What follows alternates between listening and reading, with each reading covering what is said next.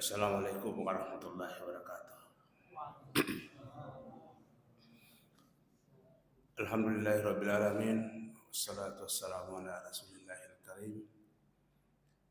Sayyidina Muhammadin wa ala alihi wa ashabihi ajma'in. Allahumma la ilma lana illa ma 'allamtana innaka antal alimul hakim. Fa'allimna ma yanfa'una wanfa'na bima 'allamtana. Allahumma ij'alna mimman yastami'una al-qawla fayattabi'una ahsanah. ولا تجعلنا ممن أعرض عن ذكرك فإن له معيشة ضنكا وأدخلنا في بارك الصالحين برحمتك يا أرحم الراحمين. Jamaah subuh yang dimuliakan Allah Subhanahu wa taala. Alhamdulillah, tak henti-hentinya kita memuji, bersyukur atas segala nikmat yang Allah anugerahkan kepada kita. Begitu pula seiring dengan itu kita tak putus-putusnya berupaya meningkatkan intensitas salawat kita kepada Rasulullah Sallallahu Alaihi Wasallam. Tentu besar harapan kita digolongkan menjadi umatnya yang mendapatkan syafaat dari Rasulullah Sallallahu Alaihi Wasallam. Kita malam kemarin, subuh kemarin kita telah menjelaskan betapa Al-Quran menjadi peta kehidupan kita, sehingga di awal turunnya Al-Quran itu penegasannya kepada untuk menjadikan manusia ini manusia super dalam kehidupan.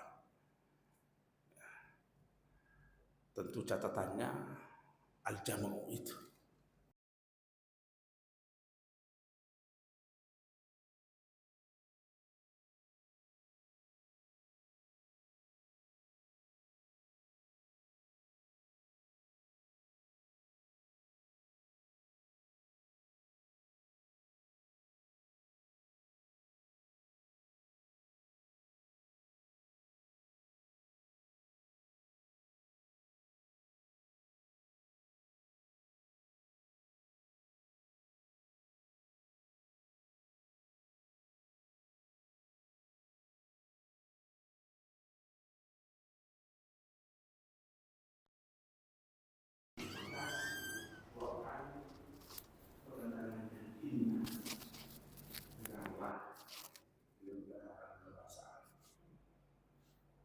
Inna sesungguhnya lah itu betul-betul manusia memiliki sifat yang gampang membawa dirinya kepada perbuatan-perbuatan yang tagut.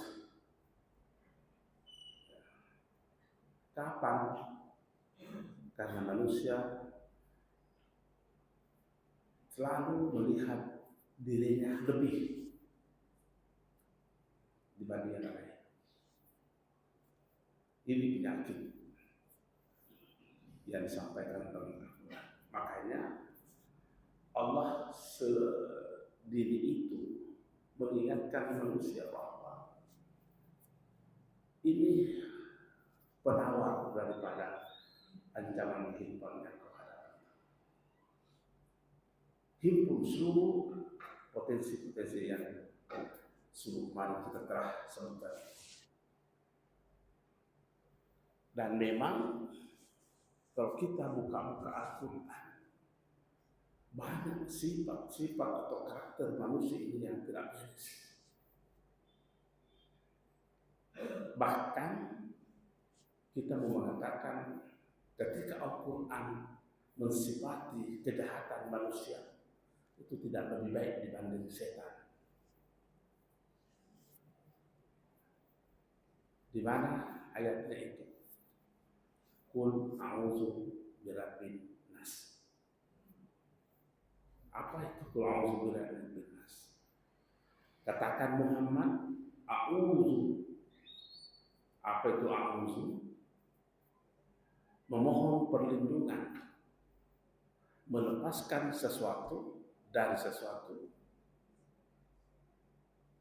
itu namanya al-auzu, melepaskan diri kita dari sesuatu untuk sesuatu. Saya bercontoh ini. Al-auzu ini. Saya tadi mau ke sini ke Ijen. Banyak alternatif jalan yang saya bisa lewati. Bisa lewat Petarani, bisa lewat Adiaksa, macam-macam jalan. Saya ditakdirkan umpamanya subuh ini ada kecelakaan yang saya harus dapat subuh ini di jalan Petarani. Tapi berkah doa saya, al-auz, maka Allah menggerakkan hati saya untuk tidak lewat di situ. Itu namanya melepaskan sesuatu dari sesuatu. Al-auz itu.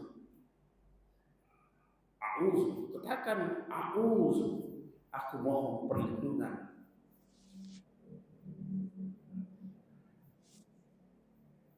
Qul a'udzu birabbin nas, malikin nas, ilahin nas.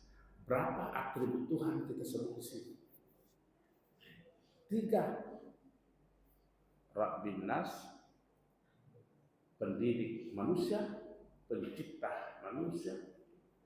Malikin nas, yang menguasai manusia. Ilahin nas, sembahan manusia. 3 atribut Tuhan kita sebut, hanya memohon berlindung dari kejahatan. Dari mana kejahatan apa?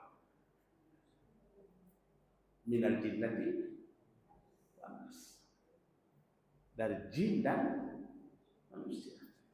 Masih lebih baik setan kah? Masih lebih baik kita dibanding? 3 kali kita memohon perlindungan dari Allah, hanya mau melepaskan diri kita dari kejahatan jin, wan, nas, dan manusia. Kenapa bisa manusia kejam seperti itu? Karena potensi-potensi yang Allah tadi berikan di Iqra al-Jama itu tidak mampu dimanfaatkan. Liar. Makanya sesudah 5 ayat berikutnya itu bercerita tentang persoalan yang kita hadapi. Innal insana la yatgha. Manusia itu betul-betul gampang melakukan perbuatan-perbuatan yang tagut. Bahasa kasarnya itu tagut, perbuatan setan. Ya. Tagut itu. Al-Ra'ahus tadi. Kenapa? Karena selalu melihat dirinya lebih dibanding yang lain. Makanya turun lagi ayat menyampaikan kepada kita sebagai map, peta, ini kau lewati. Apa itu? Wahfid janahaka liman taba'aka minal mu'minin. Rendahkan hatimu. Rendahkan hatimu ketika manusia-manusia ikut kepada kamu dari golongan orang beriman. Artinya ketika Anda memiliki jabatan, nah mari kita periksa, koreksi diri kita ini. Ketika kita mendapat posisi, kira-kira mana yang lebih banyak hadir dalam diri kita, menganggap diri kita lebih dibanding orang yang kita pimpin, atau kita mau menjadi orang sepakatan terhadap yang kita pimpin. Kalau tidak, artinya kita melanggar lagi mapnya Al-Quran. Karena Al-Quran wahfid itu perintah. Wahfid janahaka liman taba'aka minal mu'minin. Rendahkan dirimu terhadap orang yang kau pimpin. Termasuk tentu keluarga kecil kita atau keluarga besar kita. Itulah sering saya sampaikan. yang banyak menyeret kita melakukan kesalahan itu adalah atribut-atribut yang melekat pada diri kita. Itu. Dan atribut itu banyak. Atribut-atribut yang melekat pada diri kita itu yang terkadang membuat kita menyeret kita melakukan kesalahan. Atribut saya sebagai seorang suami dari istri saya. Atribut saya seorang bapak dari anak saya. Atribut saya tetangga dari tetangga saya. Atribut saya dosen dari mahasiswa. Banyak atribut-atribut yang melekat pada diri kita. Dan atribut ini banyak menyeret kita dalam membuat kesalahan. Apakah kita bisa melepaskan diri dari atribut itu? Tidak bisa. Tapi kita bisa mengabaikan. Kita bisa mengabaikan. Mari kita evaluasi diri kita lagi. Supaya kita menghindar layar gelap. Pernahkah kita salah ucap terhadap anak kita?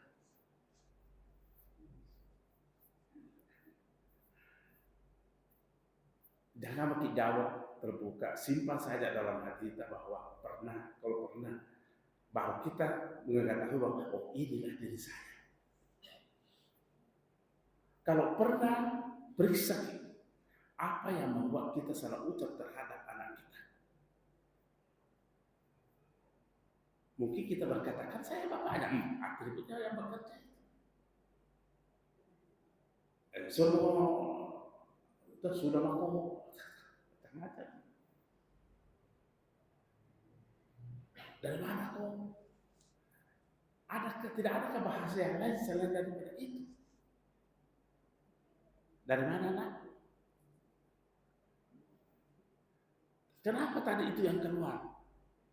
Siapa yang bekerja sampai kita mengucapkan kata-kata itu? Atribut kita semua. Karena kita tidak mampu mengabaikan itu. Kesalahan menganggap lebih. Itu kan ada mapnya lagi dalam Al-Quran. Apa? Coba kita periksa ini dialog antara seorang bapak dan anak di dalam Al-Quran. Nabi Yusuf. Sewaktu Nabi Yusuf itu bermimpi, apa dia panggil bapaknya? Ya abad. Ya abad. Artinya ya memang bahasa Indonesia kita begitulah.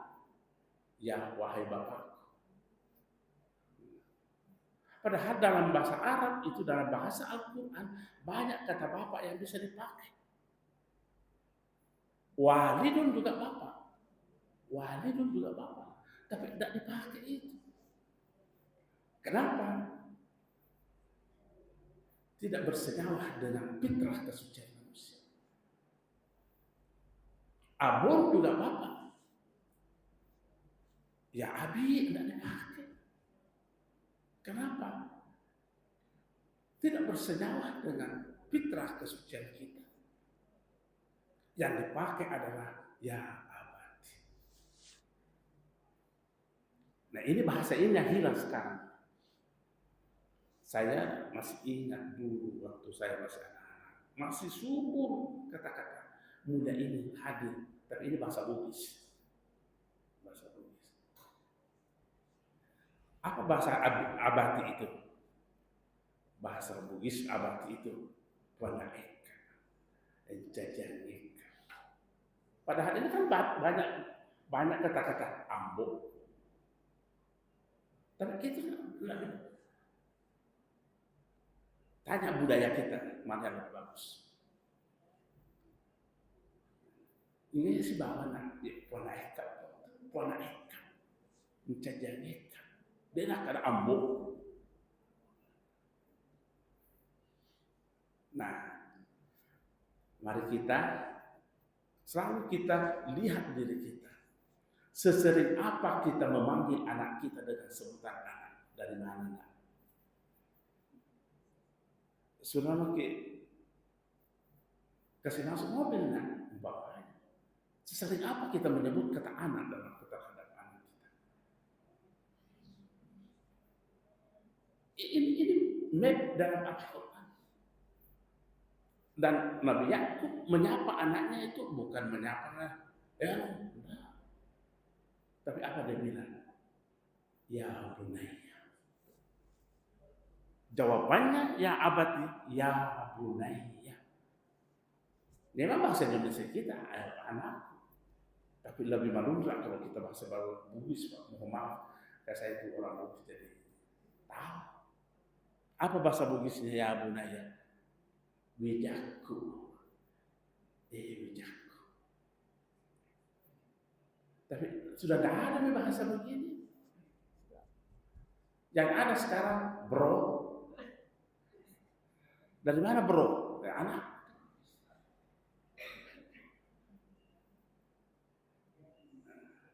Siapa teman? Pacea, macea. Siapa yang kasih hilang ini? Kita tahu sendiri. Menghilangkan sesuatu yang mulia, yang bisa menghidupkan kemuliaan kita, itu yang kita tinggalkan. Kenapa keluar dari Google Map? Makanya saya bilang berkata mohon maaf, sering bercanda. Kayaknya kita lebih percaya Google Map dibanding Google Map itu kan berkata begini, 100 meter ke depan belok kiri, kan begitu? 100 meter ke depan belok kanan. Nah kita tidak tahu apa yang terjadi di situ.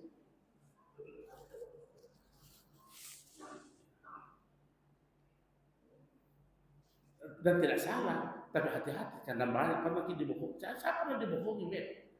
Hilang 3 jam saya di Kajang. Inilah ya. Mengapa Al-Quran sedari awal pertama diturunkan perintahnya al-jamu. Gerakkan seluruh potensi yang Anda miliki. Al-aql, al-nafs, al-qalb, al-fu'ad, al-lub, as-sir. Itu disebutkan oleh Al-Quran. Tapi yang mana sih yang banyak kita pakai?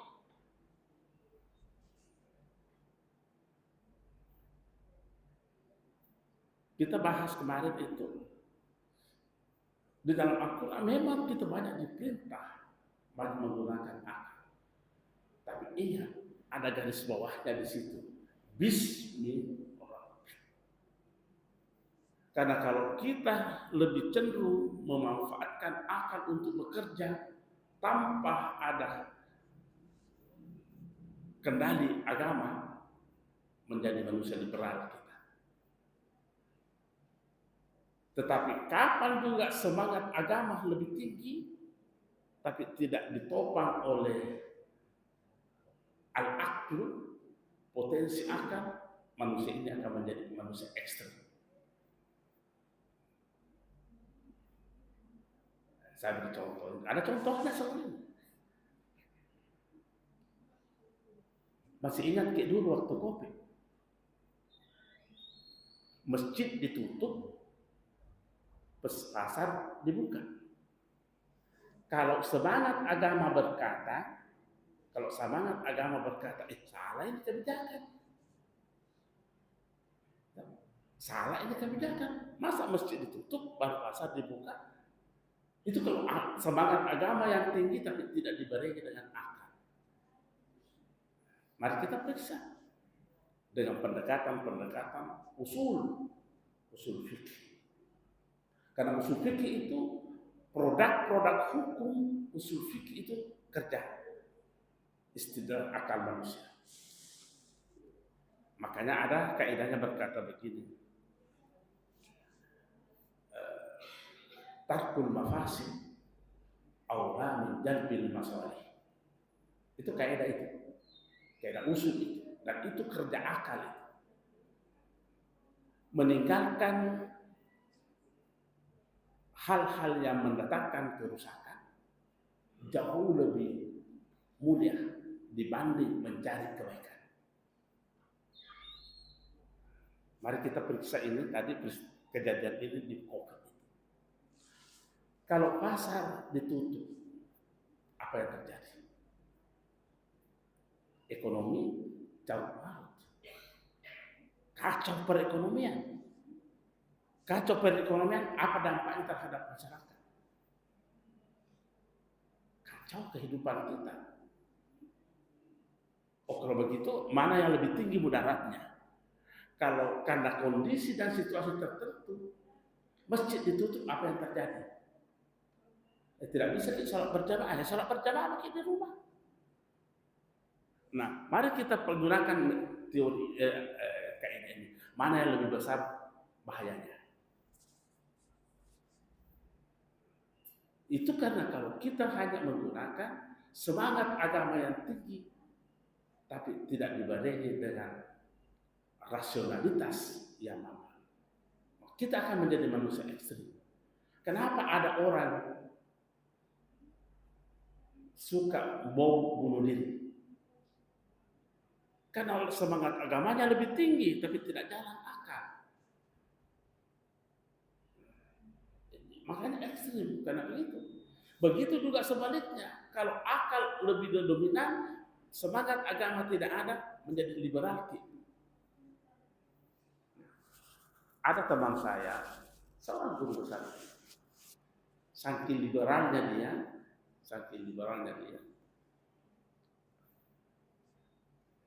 karena itu liberal, semua boleh. Saking liberalnya dia waktu meninggal dulu Paulus keberapa itu, karena ada seminar dalam suatu tempat, apa dia bilang? Maaf teman-teman, saya terlambat karena saya sholat gaib dulu terhadap Paulus. Saking liberalnya. Mari kita kirimkan Al-Fatihah. Manusia liberal seperti ini. Kenapa? Rasionalitasnya yang bekerja, tapi semangat agama yang tidak. Oh, kalau begitu, ada potensi dalam diri ini yang tidak bekerja dengan baik, tidak ada keseimbangan. Makanya Allah lebih awal mengatakan Iqra, himpun semua itu baru melakukan sesuatu. Ada ancaman-ancaman kehidupan yang akan hadapi. Jangan pernah ada di pikiran kita aman sekarang. Tentu dalam konteks kebaikan. Allah mengatakan ista'inu. Berapa kali itu diperintah kita tolong dirimu.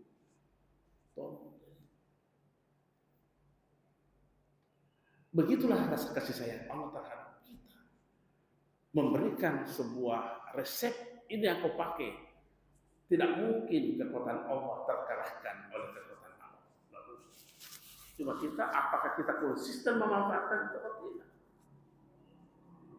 Tetapi janji Allah, janji Rasulnya, kalau Anda memanfaatkan potensi-potensi ini secara utuh, secara sempurna, janji Allah dan janji Rasulnya, kita akan menjadi manusia super. Kalau bahasa saya itu manusia super, manusia tolak bala, manusia yang mampu menolak musibah, menolak bencana. Di mana ada hadisnya itu? Coba buka hadis Muslim. Itu Muslim, ulama perawi hadis masuk urutan utama dan pertama bersama dengan Imam Bukhari.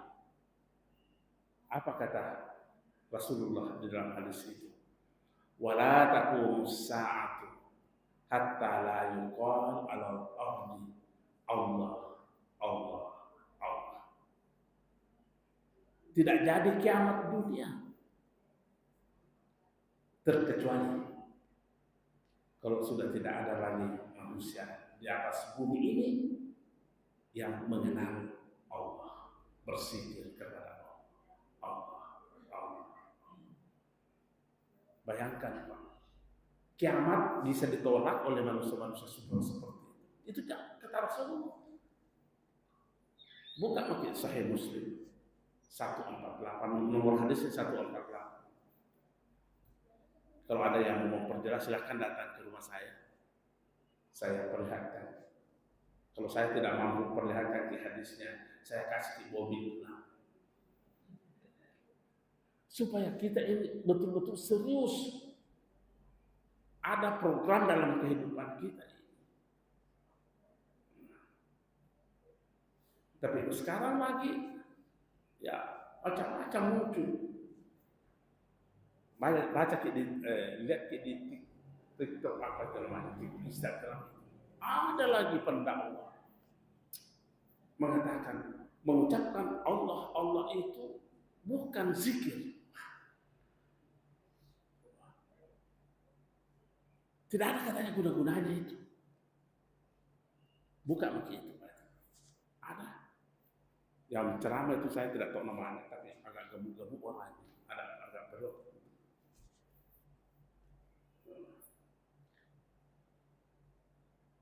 Maunya itu kalau kita tidak mengetahui apa-apa, jangan kita sembarang. Nah, ini harus jadi apa kalau begini? Siapa yang kita dustakan kalau begini? Apakah bukan Rasul? Nah, Rasul yang berkata begitu. Bahkan ada lagi penceramah yang lebih ekstrim.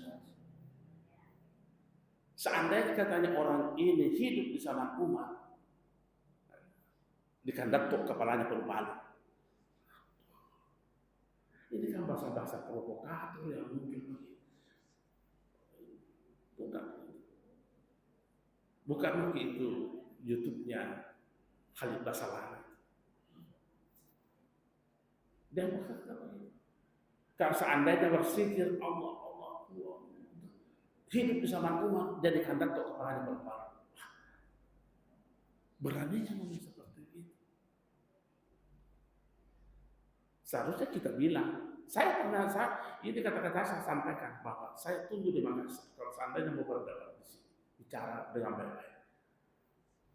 Dan saya ajak anak ini dan ini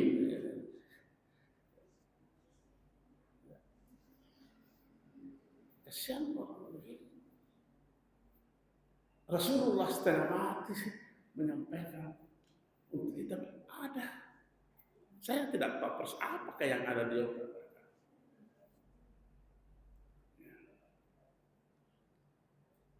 Pengaruh dari mana ini?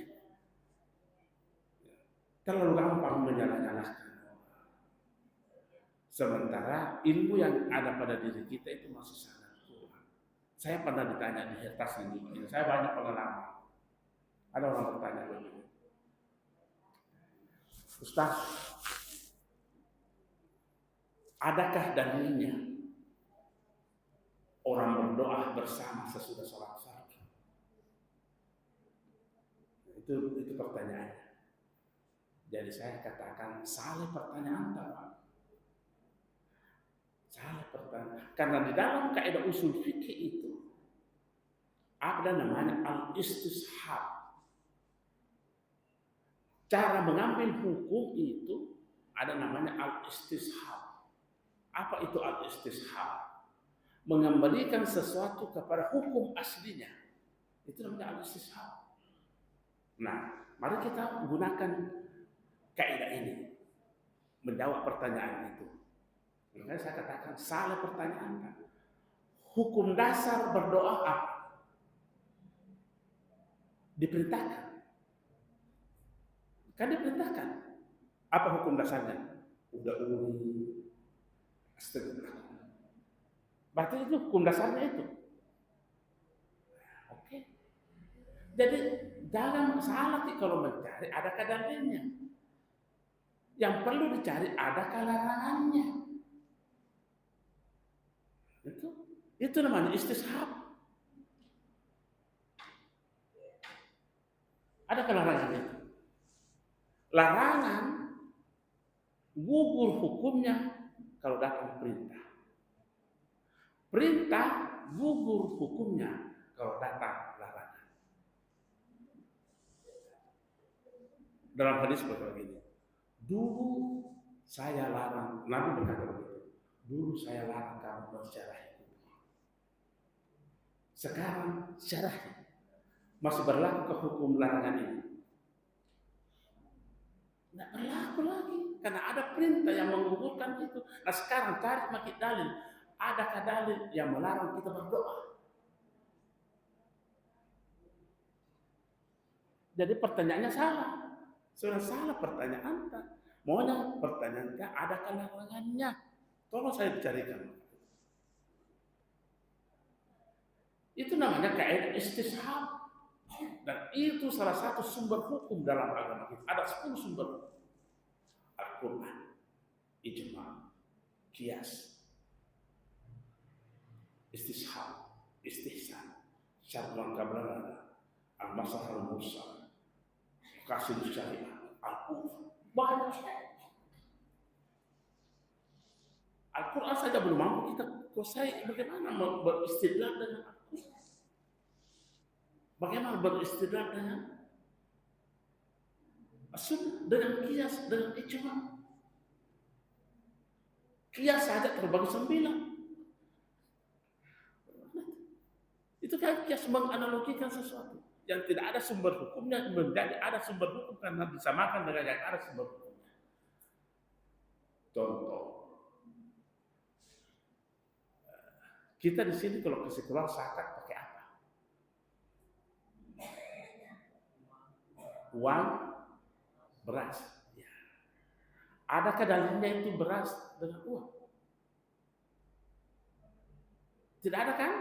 Yang ada dalilnya itu adalah sa'ir, gandum, dan kurma. Tapi kenapa kita berani melakukan itu? Karena kita menggunakan qiyas. Yang tidak ada dasar hukumnya, yang tidak disebut dalam nas. Beras tidak disebutkan dalam nas. Dan tidak ada dasar hukumnya, tapi karena ada persamaan, di mana letak semuanya antara gandum dengan beras. Masing-masing makanan pokok. Oh kalau begitu masing-masing makanan pokok, beras boleh dikasih keluarkan, dipakai kita mengeluarkan zakat. Itu namanya qiyas. Khotbah kita di sini pakai bahasa apa? Bahasa Bugis. Ya, bahasa Indonesia. Itu khotbah rukun salat. Rukunnya salat itu khotbah. Nabi tidak pernah rubah khotbahnya kecuali bahasa Arab. Kenapa kita ini berani-berani mengubah ini rukun ini? Ini rukun ini. Kenapa kita ubah itu? Oh, berlaku lagi qiyas. Makanya qiyas itu salah satu sumber hukum kita. Jadi kalau selalu kita berkata saja, kita kembali kepada Al-Quran, kita kembali kepada Sunnah saja. Kira-kira sependapat kita dengan kata-kata ini. Hati-hati. Banyak sekali. Jangan selalu kita terjebak dengan memang semua kita ini benci bid'ah, benci. Tapi mari kita mendudukkan dulu apa sesungguhnya bid'ah. Semua manusia, semua umat Islam ini benci namanya bid'ah. Tapi apakah kita sepaham tentang bid'ah itu? Kan ada yang mengatakan bid'ah adalah apa yang tidak pernah dilakukan oleh Nabi di zamannya, apa yang tidak pernah diperintahkan oleh Nabi. Itu kan ada definisi begitu. Kalau itu definisi yang kita pegang, yang selamat cuma Nabi.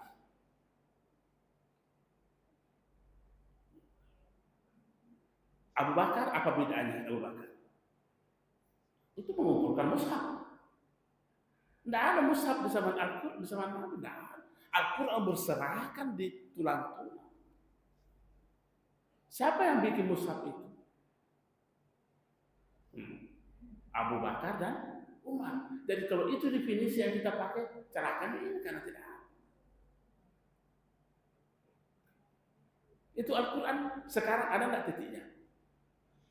Di zaman Nabi tidak ada titiknya Al-Quran. Tidak ada titiknya itu Al-Quran. Jadi tidak bisa dibedakan mana nun, mana ta, mana ba, mana ya, mana sa, mana zal. Tidak bisa dibedakan. Tidak ada titik. Siapa yang kasih titik?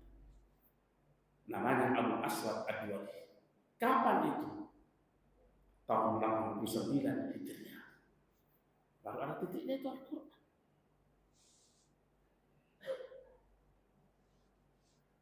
Baru ada titiknya Al-Quran. Belum ada baris. Belum ada baris. Baru titik yang ada. Sekarang ada saja barisnya, nah kita lagi. Nah di zaman Nabi itu tidak ada titik. Jadi susah membedakan fatabayyanu wa tasabbatu. Padahal tulisannya itu fatabayyanu wa tasabbatu persis sama rumah-rumahnya itu. Tapi kapan kita baca fatasabbatu? Nah, masalahnya. Karena ayat berkata, "Ja'akum fasiqun binaba'in fatabayyanu." Kalau ada orang fasik membawa berita kepada kamu, perjelas dulu, jangan langsung percaya. Tapi kalau kita baca fatasabbatu, nah, kalau datang orang fasik kepadamu, langsung iyakan.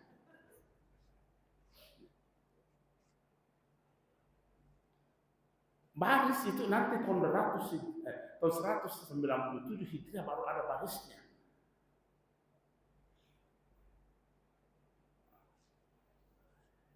Inilah yang kita benci semua bid'ah, tapi jangan terlalu gampang mau menakut-nakuti. Sama pertanyaan tadi ini dan jamaah. Jadi saya bilang pakai kaidah ini.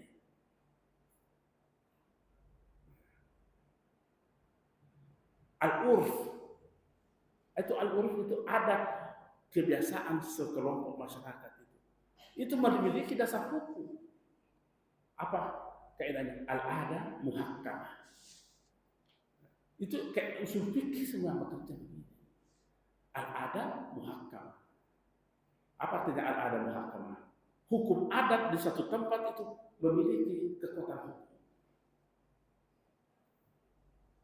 Makanya pernah kemarin agak lama saya dengar tidak bisa kita panggil karena di sini, karena yang bisa dipanggil karena itu budaya, tidak cocok itu karena Allah Ta'ala. Tidak bisa dipanggil Tuhan Allah Ta'ala karena itu adalah bahasa Bugis.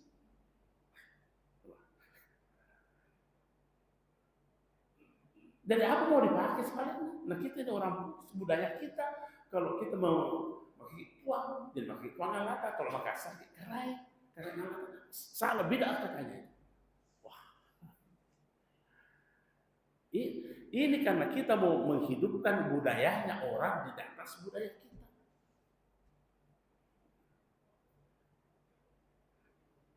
Kan berbeda kita menyikapi sebuah hukum. Budayanya orang Arab tidak ada istilah tabi'.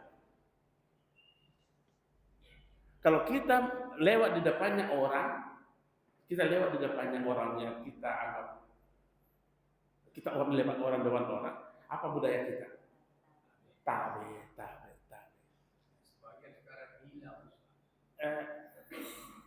Arab ada kata tabi'nya, Pak? Tidak ada, pokoknya naleknya kupang. Saya kira bapak-bapak yang pernah haji ini, ada kata tabi'nya orang di sana. Kalau perlu nalangkai, salahkah itu budaya dia. Itu budaya dia. Kita budaya kita di sini ya, jangan disalahkan. Itulah cara kami menghargai. Makanya al-ada muhakkam. Oh, katanya kalau panggil Tuhan Allah Ta'ala, karena Allah Ta'ala beda, kalau tidak dipakai. Ini perlunya keseimbangan.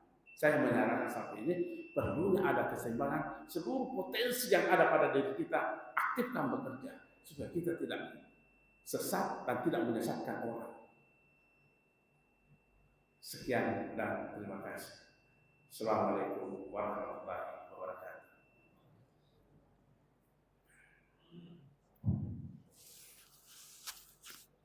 Ya, dari jemaah ada pertanyaan?